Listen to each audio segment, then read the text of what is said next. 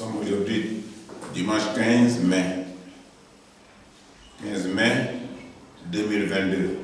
Et nous avons comme thème ce matin la possession démoniaque et sa guérison. Vous voyez, c'est une maladie souvent qui traumatise les gens. Et les gens ne savent pas pourquoi parfois ces choses arrivent. Pour d'autres, ils prennent ça dans les manifestations diaboliques, dans des danses ou des sectes pernicieuses.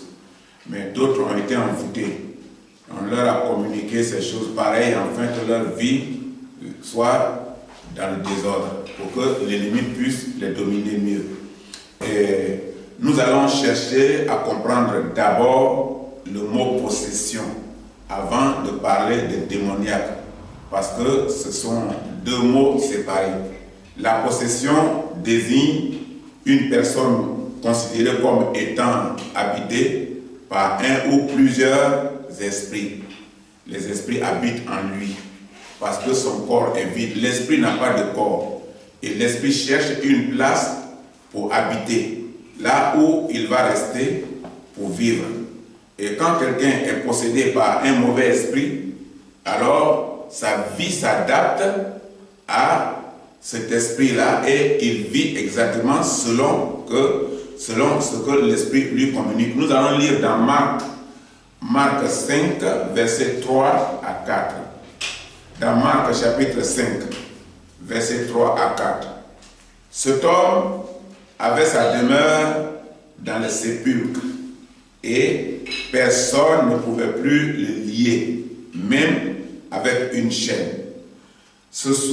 Car souvent, ils avaient eu les fers aux pieds et avaient été liés de chaînes.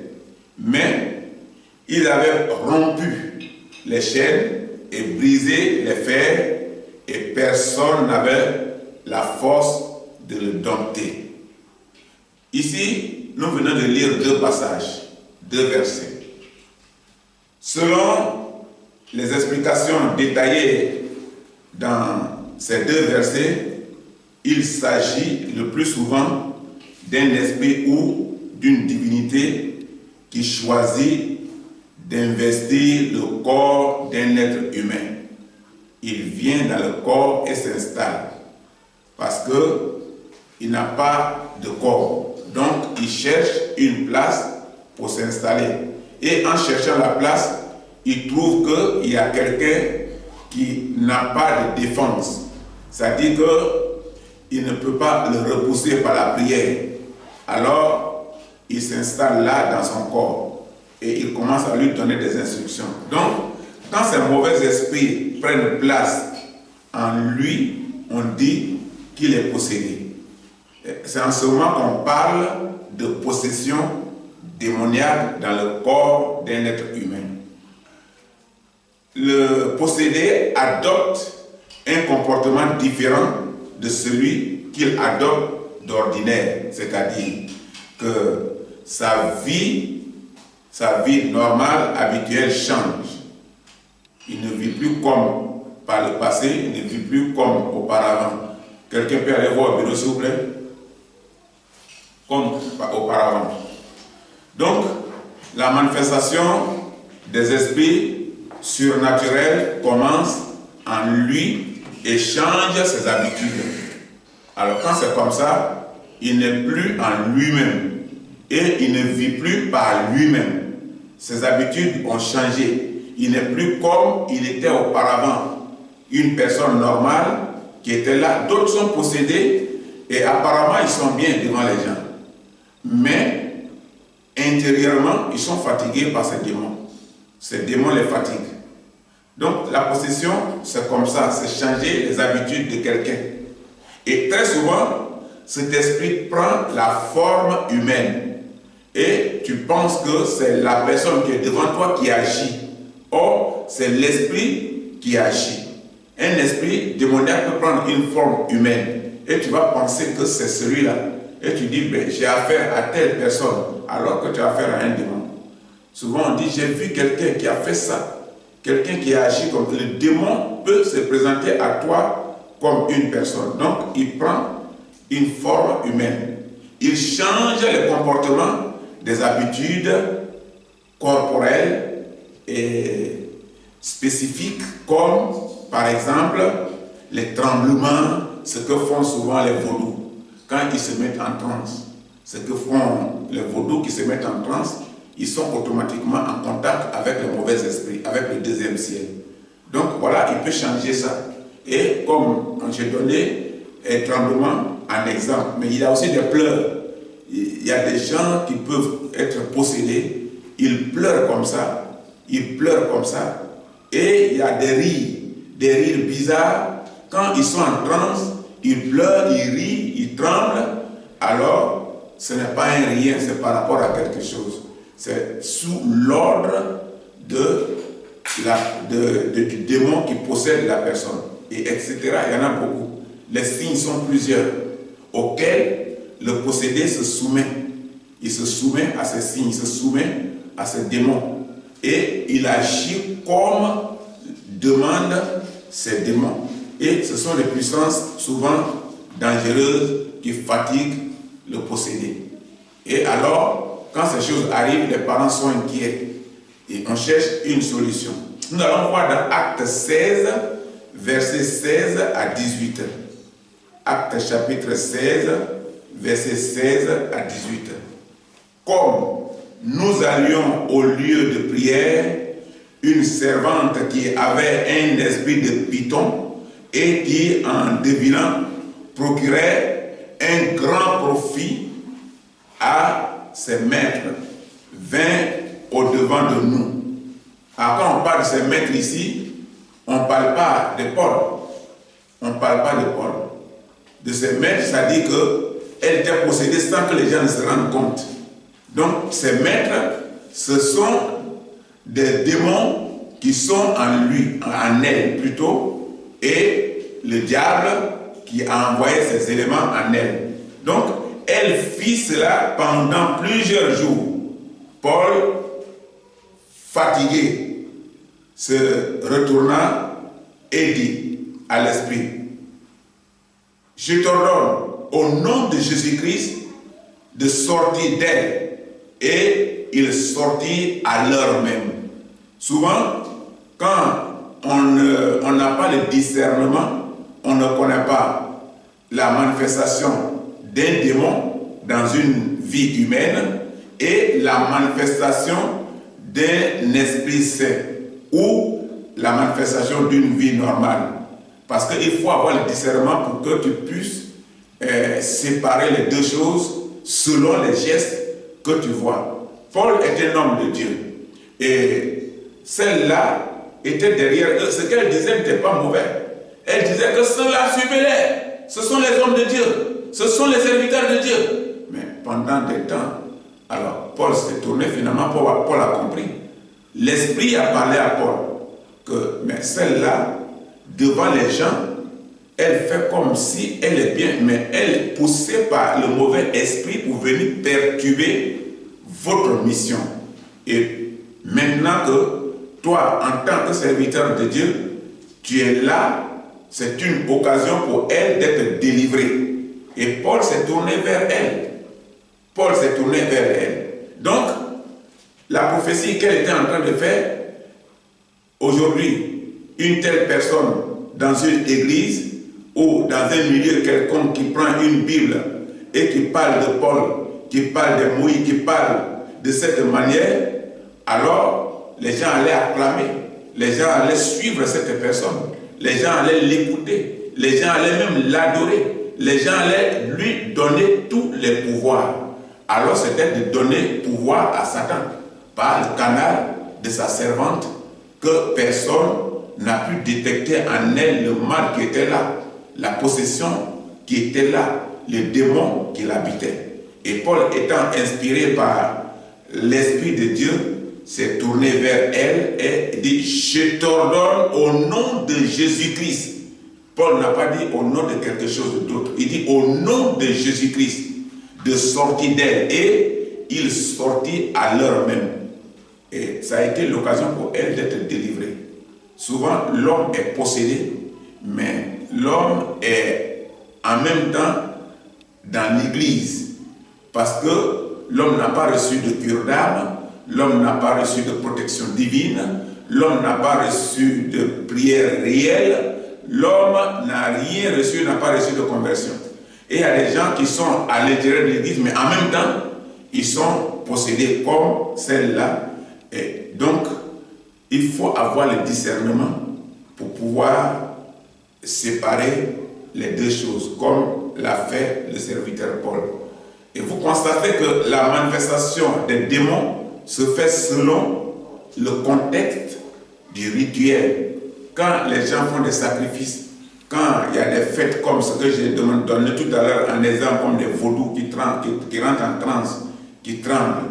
Alors quand il y a des choses comme des bails en Côte d'Ivoire, quand il y a d'autres qui sont comme les marides, tout ça, c'est les puissances que les gens ont adorées. Des gens ont adoré ça parce qu'ils ont cru. Il y avait même un monsieur auquel les gens se confiaient et il avait des paquets de chèques par mois qui partaient retirer ça dans la ville de Man, en Côte d'Ivoire. Et beaucoup se confiaient en lui avec des chèques. Quand on parle de chèques, c'est bien sûr des fonctionnaires, des gens qui ont été à l'école, qui ont étudié, qui ont appris quelque chose et qui viennent donner l'argent à quelqu'un dans un village pour leur donner la vie, pour leur donner la protection. C'est de l'ignorance. Mais si tu n'as pas le discernement pour que Dieu t'ouvre les yeux pour faire la différence des choses, tu crois en ces choses comme ça. Donc voilà, la manifestation se fait selon le contexte du rituel. Le rôle varie, mais cette manifestation va servir généralement pour le même but. Le rôle peut varier, mais le but est unique. C'est-à-dire garder la personne sous contrôle des mauvais esprits. Le cas du possédé devient préoccupant. Et c'est comme ça que ça se fait dans la vie de l'homme. Et les parents sont préoccupés. Et la personne, chaque jour, sa situation devient encore plus pire. Parce que la personne ne cherche pas là où elle peut être délivrée. Elle peut être libre. Elle cherche plutôt à s'enfoncer davantage. Je vous ai donné l'exemple d'un troisième motariste au feu de Boigny en Côte d'Ivoire, les meilleurs présidents de l'époque en Afrique. Alors, un tel homme qui, malgré le milieu qu'il a vécu avec son chef d'État, s'est fait attacher finalement quand il était malade, attaché par des cordes partout, au cou, les bras, les reins. Et alors, il était comme un démon finalement. Mais est-ce que c'est un hasard? C'est parce que il s'est tourné vers ceux-mêmes qui l'ont rendu comme ça. Et il est devenu plus pire. C'est encore plus difficile qu'il retourne à la vie normale. C'est dans ça qu'il est resté et il est mort. Donc, quand c'est comme ça, la vie du possédé devient... Alors, ça préoccupe ses parents, ça préoccupe son entourage, ça préoccupe ses amis.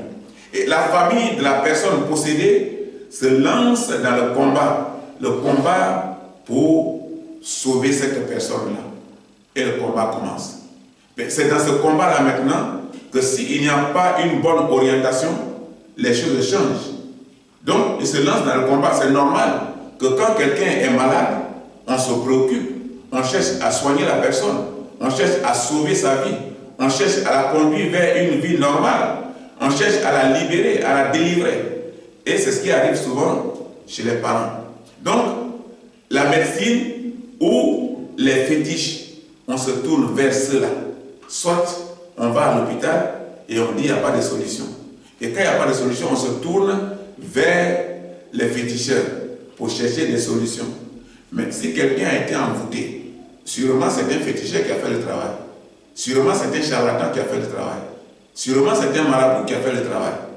Alors on se tourne encore vers eux. Mais comment? C'est quelqu'un qui vient nous voir et il nous propose quelqu'un qu'il connaît, qui est bien, qui peut le délivrer.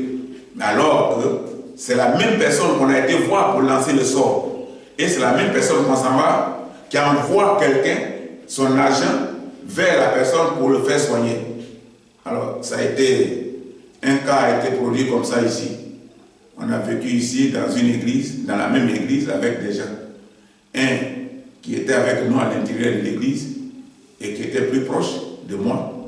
Alors, maintenant qui a été contaminé par quelqu'un dehors, et il a oublié que à partir du moment où tu vis avec un serviteur de Dieu, Dieu veille sur lui. Dieu veille sur lui. Et on lui a dit, nous allons empoisonner l'homme avec lequel tu vis. Et quand il va mourir, tu vas prendre la place. Et il a accepté. Mais ce n'est pas aussi nouveau. C'est des choses qui se sont produites déjà au ciel. Et il y a eu des vaincus, il y a eu des vainqueurs. Les vainqueurs sont restés au 3e ciel et les vaincus sont descendus au 2e ciel. Quand il a accepté, alors maintenant on lui a dit, je vais lancer un sort et toi tu vas lui proposer de venir vers moi. Parce que si on lui propose, il ne va pas accepter. Mais comme tu es proche de lui, alors tu vas le faire, tu vas essayer de le convaincre pour qu'il abandonne cette direction de Christ pour venir vers moi. C'est en ce moment-là qu'il va tomber dans notre piège. Bon, lui-même, il ne savait pas qu'une femme devait être en contact avec moi un jour. Et la femme est de son pays. Et lui, il est d'un autre pays différent que moi. Et en contant l'histoire à cette femme était une femme beaucoup engagée dans l'évangile. La première question que la femme lui a posée, c'est « Mais tu trouves normal que toi qui as la Bible, tu t'en vas t'associer à quelqu'un pour aller lancer un sort contre un serviteur de Dieu et tu as accepté ?» Il dit « Non, je n'ai pas accepté. On n'a plus finalement fait parce qu'on a vu que ça ne va pas marcher. » Cet homme-là, il était très difficile à comprendre.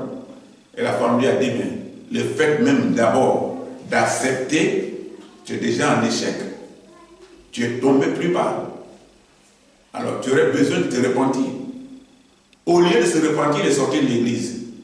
Parce que la femme lui a dit que je vais parler ça au pasteur.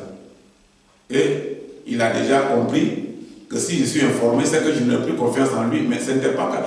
Dieu dit qu'on ne lutte pas contre des humains, on lutte contre des principautés, on lutte contre des démons. Donc, en lui, il a eu possession. Parce que Satan, un agent de Satan l'a convaincu. Même si j'ai été informé de cette manière, je ne devais pas avoir du tout de la haine pour lui. Il devait rester, mais j'ai tout essayé pour qu'il reste dans l'église. Il est parti finalement de l'église. Bon, c'est son choix, il est parti. Sûrement qu'il avait peur, sûrement qu'il avait honte, sûrement qu'il se sentit culpabilisé, mais la solution n'était pas comme de faire à la manière de Judas. Judas s'est senti culpabilisé, il ne s'est pas repenti. Et il est parti mourir avec la corde au cou.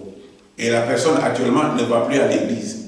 C'est ça qui est ma préoccupation, qu'elle ne va plus à l'église. J'aurais souhaité qu'elle continue de servir Dieu et qu'un jour l'Esprit de Dieu lui parle, afin que lui-même là, même s'il ne vient pas vers moi, mais il va vers un autre serviteur de Dieu se repentir pour avoir le salut éternel. Donc ici, nous venons de voir certaines choses que les gens cherchent souvent la solution vers le médecin, et quand ça ne va pas vers le médecin, on va vers les fétiches. Mets-toi dans la tête que tous ceux qui sont en réalité avec la Bible et qu'en réalité ils prêchent un évangile réel et vrai, il ne faut pas essayer des choses comme ça, ça ne marchera pas. Ça ne marchera pas parce qu'ils sont sous protection de Dieu. Et Satan a essayé avec Job, ça n'a pas marché. Il est même parti demander permission à Dieu. Pardon, Job là c'est parce qu'il est riche. Et tout ça, Dieu a donné un exemple dans la Bible pour que quand nous les lisons, nous soyons nous aussi édifiés selon notre temps, selon les préoccupations que nous aurons. Donc, généralement, cette maladie de possession diabolique, démoniaque, n'est pas diagnostiquée et guérie par la médecine, normalement. Ce n'est pas guéri par la médecine. La médecine ne trouve pas le mal. La radiographie ne trouve pas le mal. L'échographie ne trouve pas de mal. Le scanner ne trouve pas le mal. Donc, généralement, on ne trouve pas ce mal en médecine. On ne peut pas diagnostiquer ça pour pouvoir chercher la solution. Alors, la solution, on la cherche chez l'envoûteur, finalement, quand on n'est pas chrétien. Allons voir l'envoûteur. Et ils s'en vont voir l'envoûteur qui est envoûté. Et maintenant, ils sont les bienvenus. Quelqu'un qui a lancé le sort, son sort a marché et on vient vers lui pour chercher la solution. Ça veut dire que son sort a marché. Ça veut dire que sa sorcellerie, sa pratique a marché. Donc, la personne cherche à s'identifier au diable. Parce qu'à partir du moment où maintenant tu cherches la solution chez l'envoûteur, tu t'en vas directement maintenant être un agent. Donc tu es identifié au diable. La personne cherche à s'identifier au diable. Elle commence à consulter la force surnaturelle, c'est-à-dire invoquer les mauvais esprits. Il y a des gens qui passent tout le temps à invoquer les mauvais esprits. Ils se lèvent le matin, ils invoquent les esprits de mort. Ils invoquent les esprits de puissance du deuxième ciel sur eux avant de sortir. Quelqu'un là, quand il prend un chemin comme ça, il est déjà parti. Donc c'est-à-dire que chercher le secours de Satan, on appelle chercher le secours de Satan au lieu de chercher le secours de Christ. Il cherche le secours de Satan. Mais cette possession ne peut pas être guérie par l'envoûteur. Parce que l'envoûteur ne peut pas guérir, ne peut pas détruire lui-même son travail. Ses agents ne vont plus aller au travail. Quand il va dire aux gens maintenant, les défecteurs, on dit, mais on ne va pas. Puisqu'on a fait, toi-même tu as détruit, on a été honni. Donc l'envoûteur ne peut pas guérir celui que lui-même là, il a envoûté. Il a envoûté pour qu'il soit esclave. Il a envoûté pour qu'il soit détenu dans leur camp. Il a envoûté pour qu'il soit quelqu'un qui est soumis à leur contrôle. Alors, il ne peut pas désenvoûter. Ça ne peut pas être guéri, donc, par l'envoûteur. La solution à apporter par l'envoûteur, les solutions plutôt à apporter par l'envoûteur sont nombreuses. Soit un sacrifice humain, ou une partie du corps humain, ou notre âme, ou notre bien matériel, et notre vie devient conditionnée par quelqu'un qui nous dit ce que nous devions faire pour être heureux. Si nous laissons Dieu, nous abandonnons Dieu pour aller vers quelqu'un qui doit nous dire ce que nous devons faire pour être heureux, c'est que nous avons abandonné la vie. Parce qu'au fait, un jour tu iras pour qu'il te renforce encore la vie, tu vois qu'il est mort.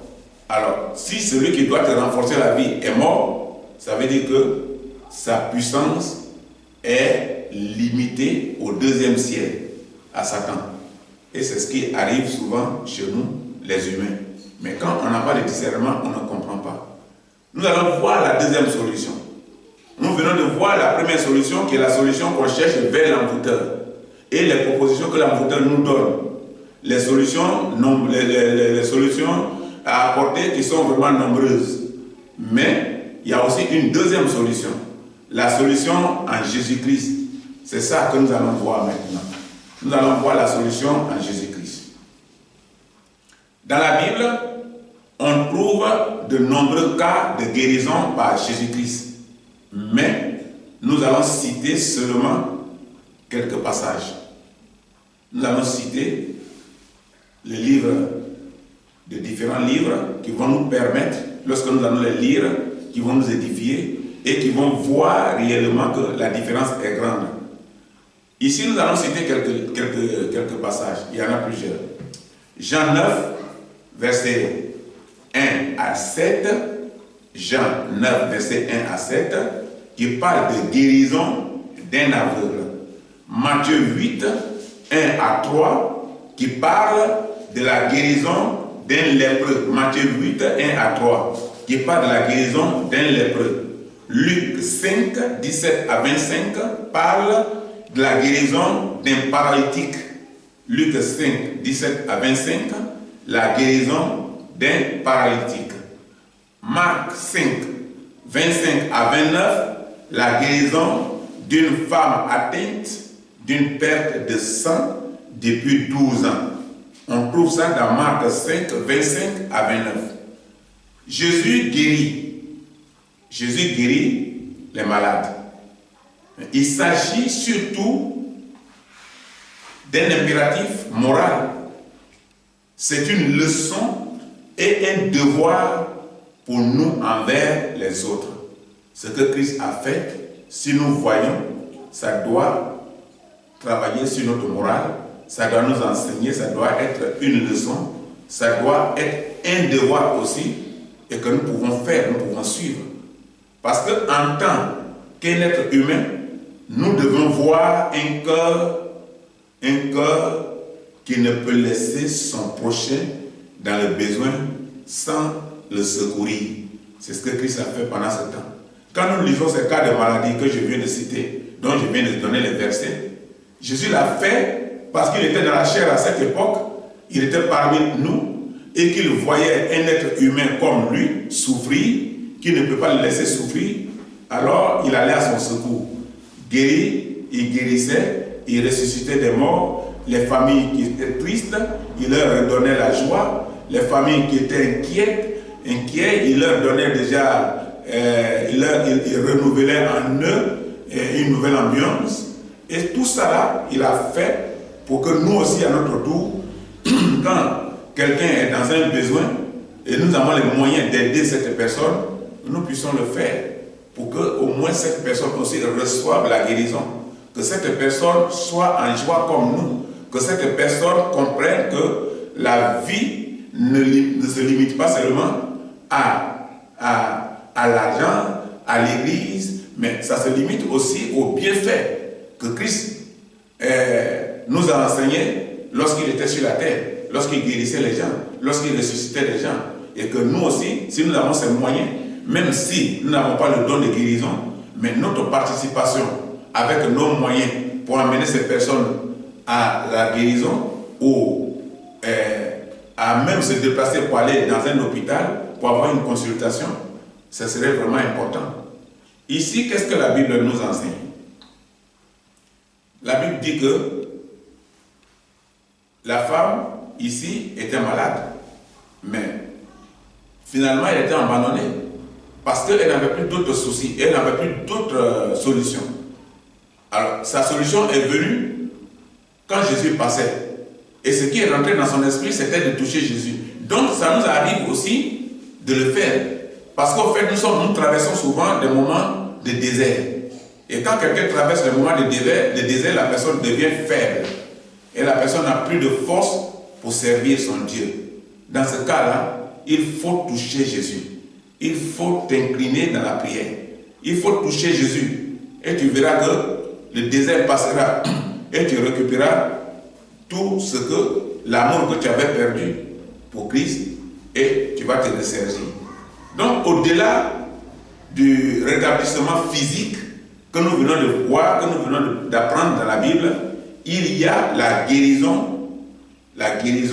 sur le plan spirituel, offerte par la mort de Jésus-Christ, prophétisée par le prophète Ésaïe. Le prophète Ésaïe avait prophétisé. Dans Ésaïe 53, versets 4 à 5. Ésaïe chapitre 53, versets 4 à 5, la Bible dit: cependant, ce sont nos souffrances qu'il a apportées. C'est de nos douleurs qu'il s'est chargé. Et nous l'avons considéré comme puni, frappé de Dieu et humilié.